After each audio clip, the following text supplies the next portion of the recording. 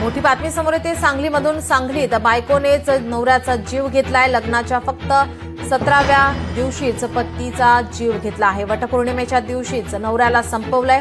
डोक्यावर कुऱ्हाडीने वार करत हत्या केली आहे. सांगलीतून ही धक्कादायक बातमी समोर येते. बायकोनेच नवऱ्याचा जीव घेतलाय. 17व्या दिवशीच पतीचा जीव घेतल्याची माहिती. वटपौर्णिमेच्या दिवशीच नवऱ्याला संपवलंय. डोक्यावर कुऱ्हाडीने वार करत हत्या केली आहे. इतरही काही बातम्यांचा आढावा घ्यायचा आहे, मात्र बुलेटिनमध्ये घेऊयात एक छोटासा ब्रेक.